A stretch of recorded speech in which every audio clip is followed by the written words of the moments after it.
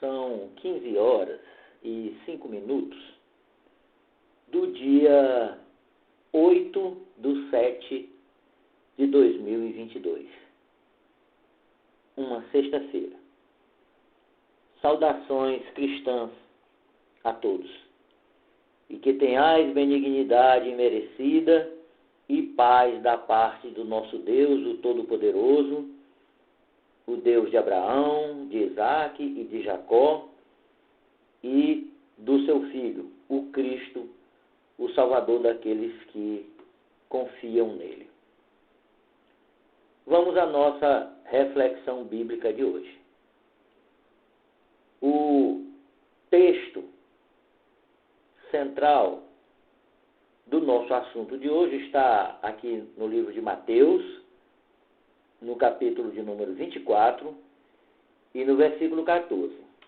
Este versículo diz assim: E estas boas novas do reino serão pregadas em toda a terra habitada, em testemunho a todas as nações, e então virá o fim. Jesus estava nos dando um alerta que algumas atividades humanas estariam em ascensão quando próximo do seu retorno. E uma dessas atividades era a divulgação da Bíblia Sagrada. Hoje, homens, mulheres, pessoas comuns, pesquisadores, arqueólogos e doutores em diversas áreas têm buscado entender melhor a Bíblia Sagrada. Num passado bem próximo, pessoas que buscavam ter o conhecimento da Bíblia Sagrada foram chamadas até de herege e por isso foram julgadas e foram mortas de diversas formas por terem interesse no conteúdo da Bíblia. O que queriam esconder para que as pessoas não conhecessem este conteúdo? As pessoas que tinham esse desejo de esconder o conteúdo da Bíblia Sagrada foram bem-sucedidos? Não. Eles não conseguiram esconder. Hoje a Bíblia Sagrada é divulgada no mundo todo. Mesmo assim, existem aqueles que não querem que o conteúdo da Bíblia se popularize. Por que não? O que está por trás disso? O que contém a Bíblia que essas pessoas não querem que todos na face da terra conheçam?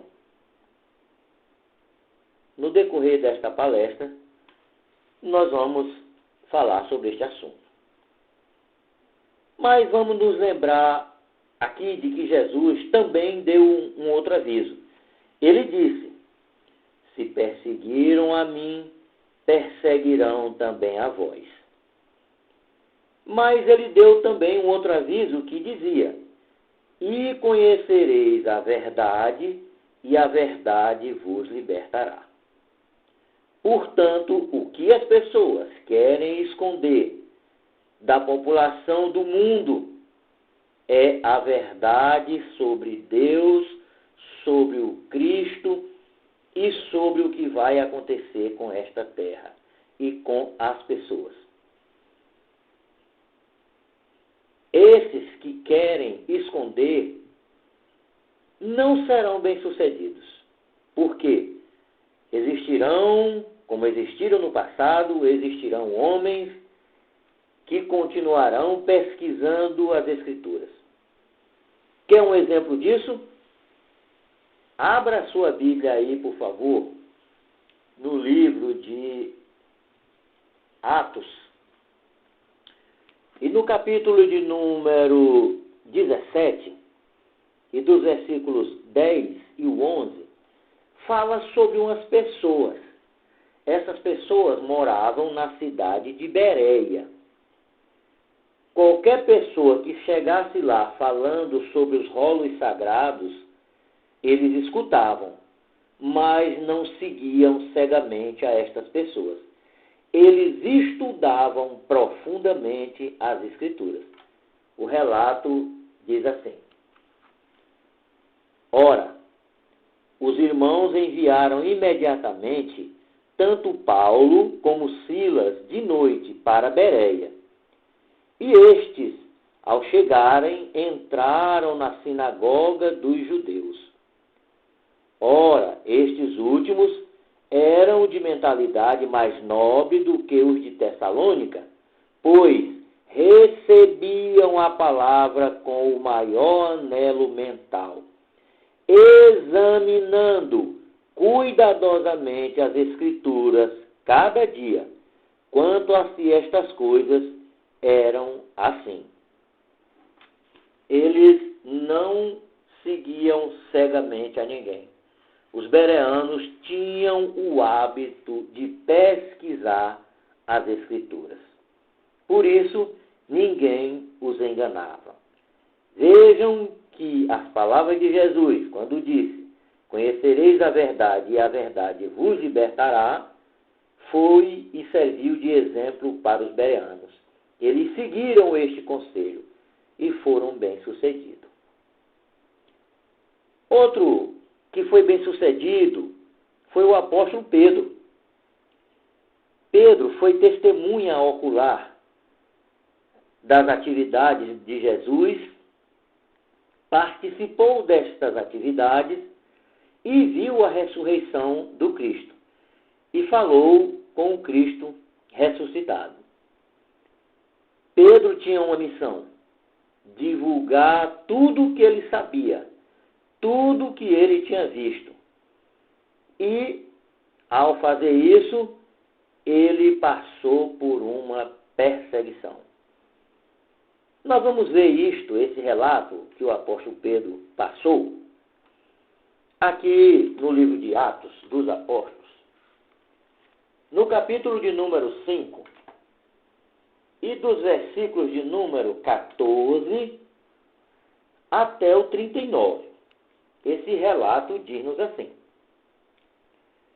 mas, do que isso, os crentes no Senhor continuavam a ser acrescidos, multidões deles, tanto de homens como de mulheres, de modo que traziam para fora os doentes até mesmo às ruas largas, e os deitavam ali, em pequenas camas e marca, a fim de que, quando Pedro estivesse passando, pelo menos a sua sombra caísse sobre alguns deles. Também a multidão das cidades em volta de Jerusalém afluía, trazendo os doentes e os afligidos por espíritos impuros, e todos eles eram curados.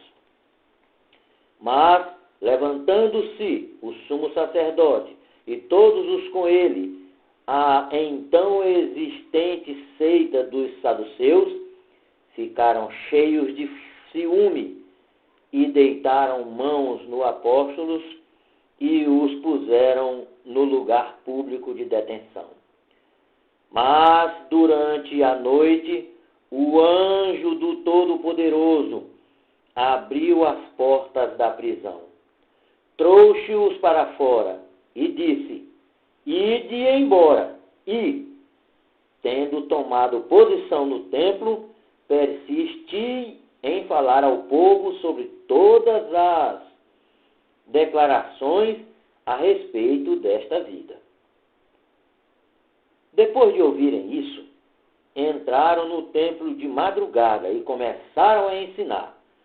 Ora, chegando o sumo sacerdote e os com ele, convocaram o sinédrio e toda a assembleia do sinédrio e toda a assembleia dos anciãos dos filhos de Israel, e mandaram trazê-los da cadeia. Mas, ao chegarem lá, Os oficiais não os acharam na prisão. Voltaram assim e relataram, dizendo: encontramos a cadeia fechada com toda a segurança e os guardas postos às portas, mas quando a abrimos, não achamos ninguém dentro. Ora, quando tanto o capitão do templo como os principais sacerdotes ouviram essas palavras, ficaram num aperto por causa deste assunto, quanto a que se daria. Mas chegou certo homem e relatou-lhes: eis que os homens que puseste na prisão estão no templo em pé e ensinando o povo. O capitão foi então com os seus oficiais e passou a trazê-los, mas sem violência, visto que tinham medo de ser apedrejados pelo povo. Trouxeram-nos assim e os postaram na sala do sinédrio. E o sumo sacerdote interrogou-os, dizendo: nós vos ordenamos positivamente que não ensinasseis a base deste nome, e ainda assim eis que encheste Jerusalém com os vossos ensinos, e estáis resolvidos a trazer sobre nós o sangue deste homem. Em resposta, Pedro e os outros apóstolos disseram: temos de obedecer a Deus como governante, antes que aos homens. O Deus de nossos antepassados levou Jesus, a quem matastes por pendurá-lo num madeiro. Deus enalteceu a este como agente principal e salvador para a sua direita, para dar a Israel arrependimento e perdão de pecados. E nós somos testemunhas destes assuntos, e assim é também o Espírito Santo que Deus tem dado aos que obedecem a Ele como governante. Quando ouviram isto, sentiram-se profundamente feridos e queriam eliminá-los. Mas levantou-se certo homem no sinédrio, um fariseu de nome Gamaliel, instrutor da lei, estimado por todo o povo, e mandou que pusessem os homens para fora por um pouco de tempo. E ele lhes disse: homens de Israel, prestai atenção a vós mesmos, quanto ao que pretendeis fazer com a respeito a estes homens. Por exemplo, antes destes dias, levantou-se Teudas, dizendo ser alguém, e certo número de homens, cerca de 400, juntaram-se ao seu partido. Mas ele foi eliminado, e todos os que lhe obedeciam foram dispersos e redundaram em nada. Depois dele, levantou-se Judas, o galileu, nos dias do registro, e arrastou muitos após si. Contudo, esse homem pereceu, e todos os que lhe obedeciam foram espalhados. E assim, na atual situação, digo-vos, não vos metais com esses homens, mas deixai-os em paz. Porque, se este desígnio ou esta obra for de homem, será derrubada. Mas se for de Deus, não podereis derrubá-los, senão podereis talvez ser realmente achados como lutadores contra Deus. Este homem que se levantou no sinédrio e teve tamanho discernimento, ele também era um pesquisador das Escrituras Sagradas. Ele buscava orientar-se através dos rolos sagrados. E note que quando os homens foram presos, quem os libertou da cadeia? Os anjos do Todo-Poderoso. Aqueles homens não estavam sozinhos na obra de divulgar as ações do Cristo. Os versículos de número 19 e o versículo 20 confirmam este assunto. Reveja. Mas durante a noite, o anjo do Todo-Poderoso abriu as portas da prisão, trouxe-os para fora e disse: Ide embora. E tendo tomado posição no templo, persisti em falar ao povo sobre todas as declarações a respeito desta vida, ou como era chamado, deste caminho. Os anjos de Deus, o Todo-Poderoso, estavam ao redor daqueles dois homens. E tem sido assim no decorrer da história. E Jesus até disse que as pessoas não estariam sozinhas. Quer ver esse relato? No livro de Mateus, aqui no capítulo de número 18, no versículo 19 e o 20. Olha o que Jesus nos disse, nos dando esse conforto. Ele disse, novamente devera vos digo, se dois de vós na terra concordarem em qualquer coisa de importância que solicitarem, ela se realizará para eles, devido a meu Pai no céu. Pois, onde há 2 ou 3 ajuntados em meu nome, ali estou eu no meio deles. Sim, irmãos, todos aqueles que se reunirem em qualquer lugar, em qualquer circunstância, no nome do Cristo, ele estará no meio. Não importa onde ele esteja. Ali o Cristo estará com ele. E ele será bem-sucedido na sua obra. Terá o apoio direto do Filho de Deus, do Espírito Santo e dos anjos, que o salvarão, se necessário for, nas suas dificuldades. Portanto, o conhecimento que alguns querem esconder, que pretendem continuar escondendo, está sendo transmitido hoje para o mundo todo. Essas pessoas estão em vários lugares, em várias denominações religiosas, são pesquisadores, pessoas que realmente estão buscando a verdade, conhecer a verdade e continuar liberto. Essas pessoas estão de parabéns. Cada um, que o Todo-Poderoso esteja com cada um de vocês, pesquisadores, e que vocês continuem esta obra que foi ordenada pelo Cristo, o Salvador do mundo.